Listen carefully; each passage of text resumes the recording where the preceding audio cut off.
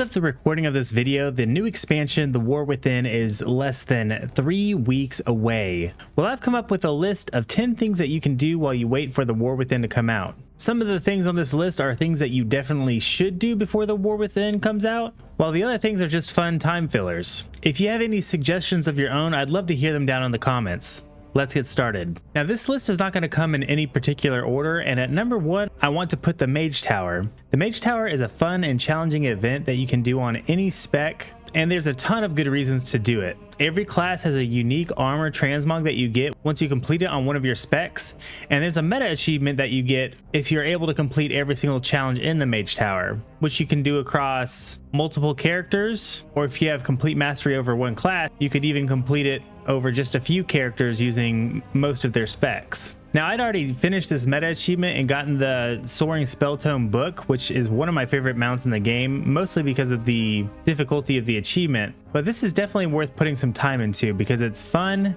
challenging, and it feels super good to get it done. There are guides on how to beat every spec, and completing each Mage Tower challenge will take a good amount of time that's hard to find when there's a season going on. This is the perfect time to give the Mage Tower a try if you haven't, and get one of those sweet transmog sets. Now, this next item is going to be something you 100% should do.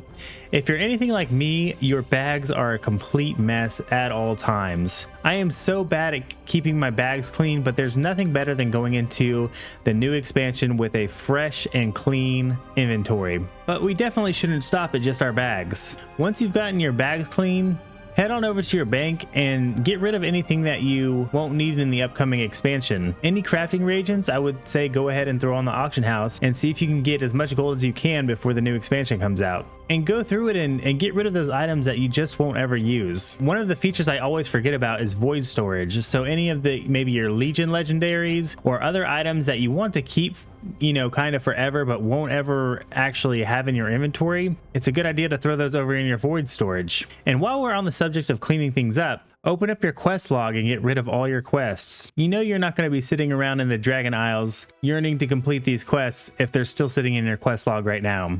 Next up is another fun option to give a go while you're waiting for the War Within to come out. There's never been a better time to level up alts that you will or might want to try out in the War Within. With Miss Pandaria Remix, you can get a brand new character to level 70 in under 2 hours if you already have a max level character. And even if you don't already have a max level character, it's still extremely fast. I covered this method over on TikTok in one of my more recent videos. If you're wanting to level with max efficiency, you're going to want to download the No Bonus XP add-on. You'll want to start leveling your characters through heroic dungeons until you hit level 25. The No Bonus XP add-on will allow you to loot mobs and bosses and not pick up the XP tokens. These XP tokens will be sent to your mailbox, and the reason you want to do this is because your cloak will gain an XP bonus as you level up and collect the XP threads. Once you hit level 25, you'll want to do the Moshugan Vaults raid. Every boss in here will drop a 12% XP bonus thread for your cloak. After you finish with Moshugan Vaults, you'll continue leveling through heroic dungeons until you hit about level 35. The No Bonus XP add-on will show you what level you'll hit once you open all the XP tokens in your mailbox. It takes about 2 hours or less to hit level 35 using this method, and it can be a lot faster if you have someone carrying you. Once you hit level 35, you open up your mailbox and all the XP tokens that you've saved up. Your cloak will be at a little over 200% experience bonus, and you will just instantly go from 35 to level 70. It's one of the coolest and most fun ways to level that we've ever seen in World of Warcraft. Now, that's great for brand new characters, but if you have alts that are sitting at level 60 that you didn't get to this expansion that you want to finish leveling up, Radiant Echoes are a great way to level these alts as well. It takes less than an hour to level up alts through the Radiant Echoes from 60 to 70, and it does scale for any level character that you might have as well, if you have characters that are under level 60 as well. Radiant Echoes are definitely not as fun or fast as Mr. Pandaria Remix, but it's still a great option to level up alts. And there are some transmogs, mounts, and pets that you can collect along the way. What's been so great about Dragonflight is the other game modes that they've introduced along the way. And one of the ones that I had kind of forgotten about until recently is Hardcore Classic. If you're just looking for something different to do, I would 100% suggest checking out one of the other game modes in World of Warcraft that is included with your subscription.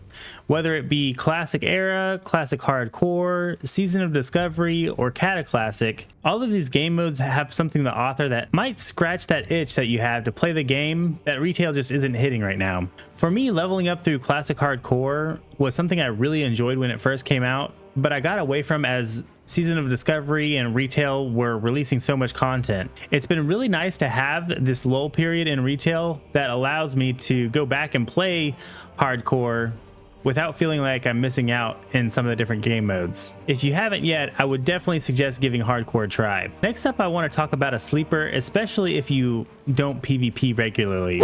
Rated Battleground Blitz is something that has officially been implemented into the game. This game mode allows you to sign up for rated battlegrounds in a solo queue mode. Now, while it is solo queue, you can also queue up with 2 people as long as one of you is a healer. I was really skeptical about this game mode at first. After playing it for a couple hours, it has got to be one of the most fun PvP modes we've ever seen in World of Warcraft.